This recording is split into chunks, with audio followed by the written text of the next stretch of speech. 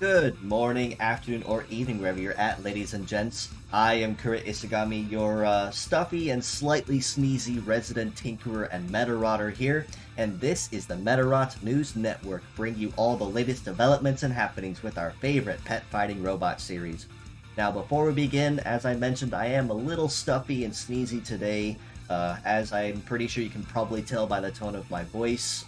Haven't quite decided if it's a cold or if it's allergies yet, so definitely not feeling the best or at the top of my game today. But not out of the commission enough that I still can't deliver your weekly news just as I always have.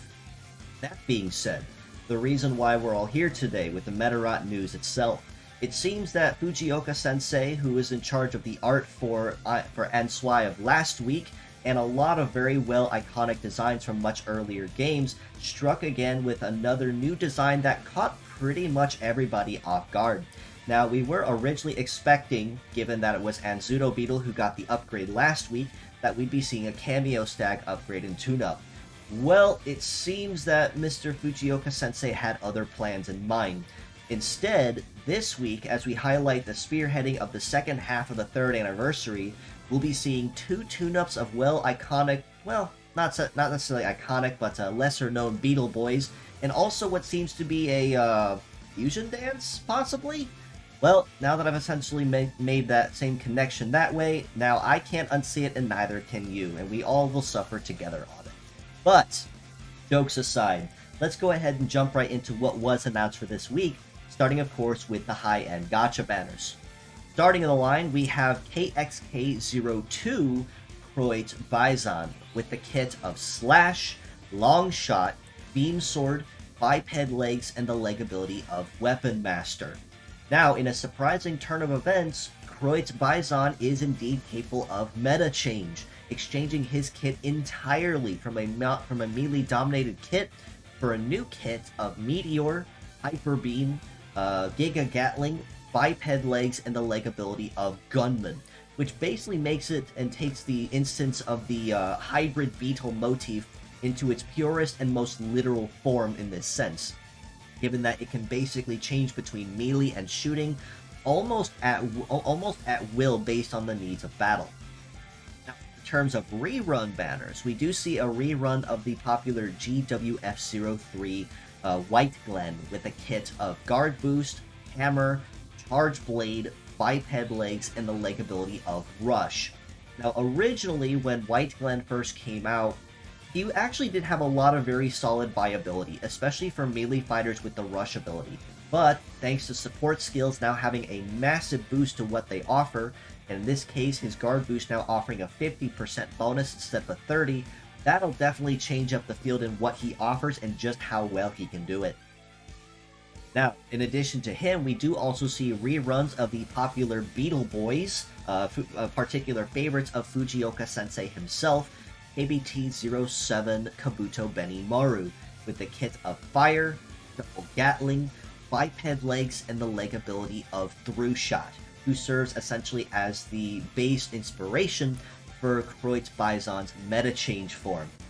Then, we also see a rerun for KWG-07 Kuwagata Bison, with the kit of Sword, Double Beam Sword, Biped Legs, and the leg ability of Through Fight, who serves as the base inspiration model for Kroit Bison's base robot design.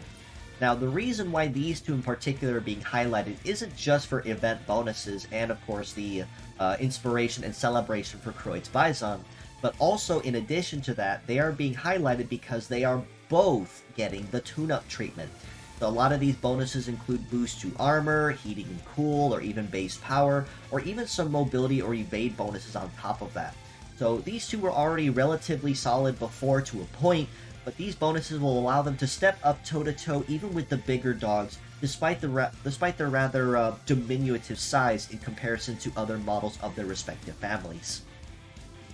Now, the fierce battles we have going on this week, it's going to be a little lower key, but some still very iconic models all the same for anyone that may know them.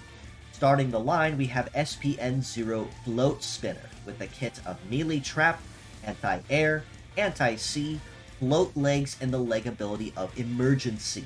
Very good for your anti-air and anti-sea needs for you to be a terror to both, based on the situation.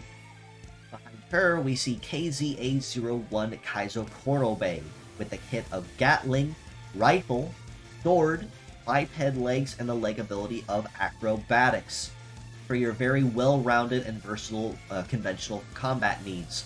And then, last but not least, yet another iconic model to anyone who has played the GBA game or watched the anime.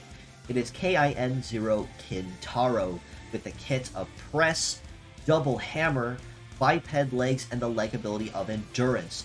Built mostly for collateral damage more than anything else conventional compared to the other two. Now, in terms of what all three offer as a whole, it's a lot of very versatile skills that no one really can ever go wrong with using, because all of them are skills you can use very easily early on or even in late game if you do choose to raise them. That being said, as an MVP of the week, I would have to give it to Kaizo Korobe in this sense, given that Rifle and Sword are very basic and conventional skills you can generally never ever go wrong with using, because they are so good at what they do.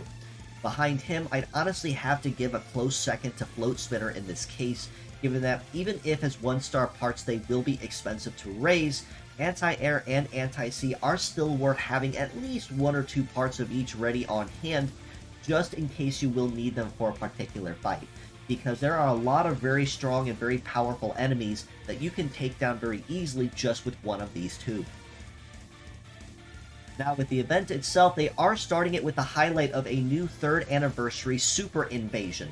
Now that we have 3 models of the KXK series, or Kabuto X Kuwagata's Hybrid Beetle types, so I very likely suspect we will be seeing 1 round each highlighting and featuring Cross Messiah, Cross Z, and then of course the new model to the series, Kroid Bison. So definitely something else to highlight on and make sure you collect, as usually these anniversary ones don't stick around for very long. But it is also worth noting that very likely these events will be highlighting just overclocked medals and very few, if any, additional modifiers on top of that. With the event itself, I'm not actually going to highlight and recap any of the events from last week because pretty much everybody knows, and if you have questions on that, you can always just go back and recap last week's video. But this week in particular, we have even more rewards abound to highlight and reap from the coming second half of the event. Starting the lineup with those is the exclusive Shadow Medal, with a mastery in melee, shooting, and defense, with leg masteries in biped, wheel, and tank. So another very versatile medal, especially with a hunter nature no less, which means it'll be very, very good for anyone that uses Metaforce reliant attacks, such as, say, Beam Sword, or Ghost Shot, or Hyper Beam, something you really can't ever go wrong with using. And, of course, more medals are always nice to have and hold on to. In addition, we can also unlock more voice lines from the 3rd anniversary for Anniversary Hisaki, as well as Arase and Ibuki, as well as pretty much other rewards that we can hold on to and collect. We can also earn additional previous event rewards from previous events long gone. These 3 event rewards this time are Sun Witchy, Maru Marmo, and Me Leviathan. All 3, of course, are also very solid models to get a hold of too. Honestly, I have to say Me Leviathan and Sun Witchy are probably going to be the really big ones of this batch, given that Sun Witchy with triple slip is going to be super good for catching anyone off guard if you manage to outrun them, and Me Leviathan for basically free access to static, which is a very conditional and fixed damage attack that can be very useful for cutting HP down before you go in for the kill. Now, much like last week of the event as well, it will be ticket-based, but this time around, we'll be highlighting the blue ticket of the event. That being said, Kroid Bison will be highlighting the +4 bonus for that one, White Glen, Kabuto Benimaru, and Kuwagata Bison at the +2 each, and of course the event rewards and Fierce Battles at +1 each for the ticket bonuses they offer. For the Medarots, basically same thing, rinse and repeat as last week, with Anniversary Hisaki offering the highest bonus at +3, Super Rare Medarots and Rare Medarots offering a +1 for each one on the team. Now, because this event is ticket-based, you definitely want to highlight on mixing the parts across the team to maximize your bonus payouts. So if you manage to collect Kroid Bison, it would be best recommended that you split his parts across the team to maximize your bonuses. Now on top of that, before I do go into anything else, we did also get a highlight and teaser as to what to expect of February's Exhibition Tourney with the event rewards we can reap from there. And this time, with the event reward skins being available, we will be having access to an Oniyasha style Sarahime, a Pastel Flora Gato Alpar, which is a style we've actually seen previous with Saint Nurse, who's currently in the convenience store right now with that particular skin. And then, last but not least, Patissiere Curly Veil, designed for highlighting the Valentine season with the cooking of lots of chocolates and yummy sweets. Lots of nice designs, nice skins, definitely worth going after since, again, as a reminder, online exhibitions, thanks to these new league rules, are super lucrative. You can earn points whether you win or lose, so there really is no reason not to go after these skins and the rewards just to say that you've collected them. Something else to note on the community front before I go forward. I did mention last week that we will be sporting our own Orineta contest in the PRB Discord server. Link in the comments below, of course, as always. But just to kind of review that one more time and recap it, because that contest officially starts tomorrow with the start of February 1st.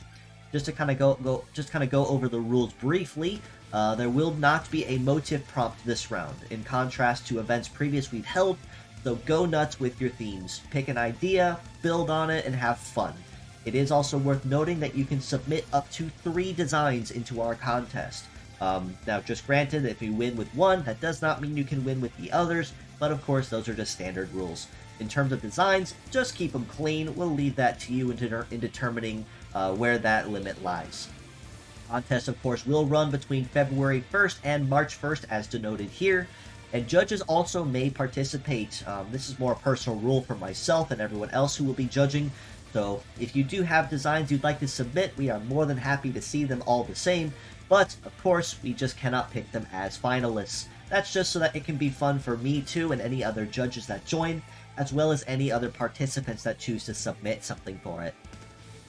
There will be 3 winners and 2 honorable mentions, the top 3 being given cash prizes in particular at our discretion. Now, this one's going to be a little shifty, primarily because the last couple events we had didn't quite get the interaction that we hoped for, but assuming that we do get lots and lots of entries like I am hoping we will and expecting to, there will indeed be 3 winners and 2 honorable mentions. If not, for whatever reason, we will just simply cut it down at our own discretion to make it fair relative to the number of entries that we have collected. Another reminder and encouragement, this is a big one for sure, we are not looking for art quality. So if you are worried because your quote-unquote sucky art skills may prohibit you from joining, I'd like you to take that thought, throw it in the garbage, because we are looking for not for quality, but for concept. So basically, if you have a really good idea, and you can put it to paper and at least show us what exactly you are going for with it, it doesn't have to be a Mona Lisa or a Van Gogh, it just has to essentially tell us the idea. That's all we're looking for. Entries must also be drawn or designed by the entrant. You cannot commission someone to draw your art. Now, if you decide that you love your design and just have to get art of it, absolutely, go nuts. Commission an artist, put some money in their wallets, absolutely. But you cannot submit that art for your submission. That has to be something for your own personal use or even put in our off-topic art channels. On top of that, there will be specialized channels for the art submissions and the conversations themselves. That's just for the sake of keeping the channels clean and organized. So definitely keep up to date and mind those rules once the channels do go public. Now, what do entries need in order to be considered? These are very basic rules, something you really can't go wrong with, and you'll very likely put these on the paper well before the art. But, simply put, a name and model ID of the model must be present on the paper. In addition, you must also have part names and skills. Tell us what it does, how it fights. That gives us more of an idea of what to expect from them. In addition, you must also provide art of at least one angle of your model. Show us what it looks like. It can be a front, it can be a side, it can be front and back, whatever. However you choose to use it, just give us an idea of what the model looks like. And of course, most importantly, your signature. This is especially important to further confirm that the art and designs you are submitting are indeed your own. Because if we do find that art's being submitted on behalf of another, or if you're submitting someone else's art, it will be disqualified naturally. Now, in terms of things that are optional, as in you don't need these on the art, but it is always nice to have, additional art concepts. Basically, if you have a front and back, throw in a side or an angle shot or even an action shot in there too if you want, and a small explanation of your concept. How you came up with it, what they do, little flavor text, completely up to you. Both of these are entirely optional, you don't need them, but it's nice to have if you decide to add them. Again, contest will officially go live tomorrow, starting on February 1st. So I am looking forward to seeing many entries through the course of February so that we have lots of options to choose from.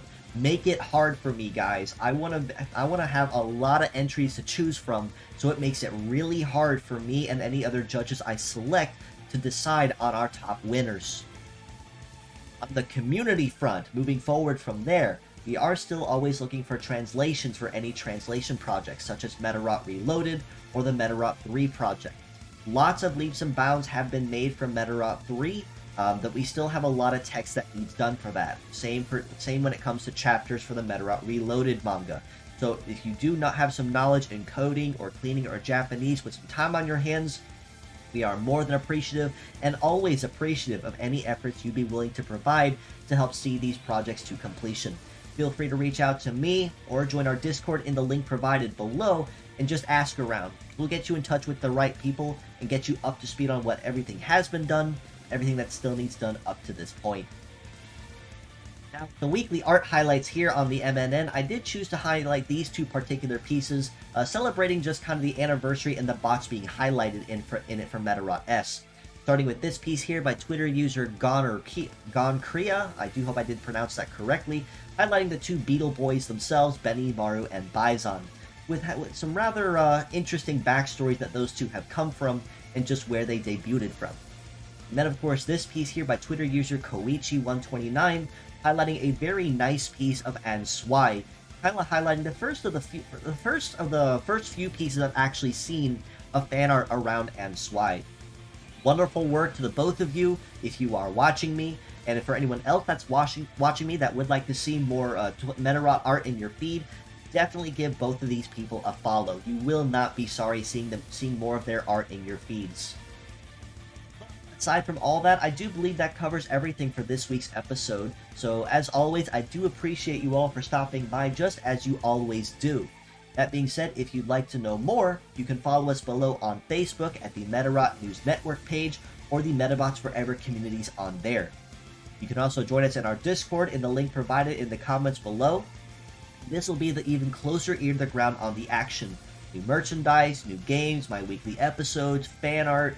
That's the first place you will see it before it goes anywhere else. So it's always good to join us there and be part of our wonderful community of Western, and even to a point now, even global community of Medarotters, as we have people from all over the globe supporting and enjoying the favorite series that brings us all together. You can also reach me personally on Twitter at Isagamikura. So if you have any questions or feedback or comments, I leave my DMs open for this very reason. So feel free to stop on by and say hello. Or if you'd like to even maybe guest host with me here on the MNN, or even offer or request a collaboration, say with a game or even a guest host on another channel, I would love to hear from you. So feel free to reach out and don't be a stranger. I leave my DMs open, like I said, for this reason. And do give these wonderful friends of mine a follow as well. Twitter user Kuroimo, who's very well known in particular for the Medarot medleys that they posted on YouTube fairly recently. The most recent one being a 40-minute non-stop remix of battle themes. Definitely give that a listen, and definitely give him a follow as well. In fact, for my outros, I actually use part of his medley in my outro.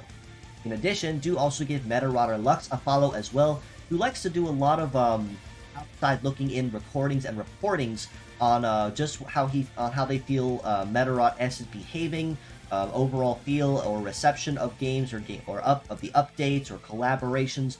So if you definitely like to keep up to date with the nitty gritty details as well, definitely give him a follow as well. But with all that being said, I do appreciate you all again for stopping by and putting up with me being sounding just a little nasally today. Until next time, and hopefully next time I will be feeling much better, this is your host, Kura Isagami of the Medarot News Network, signing out.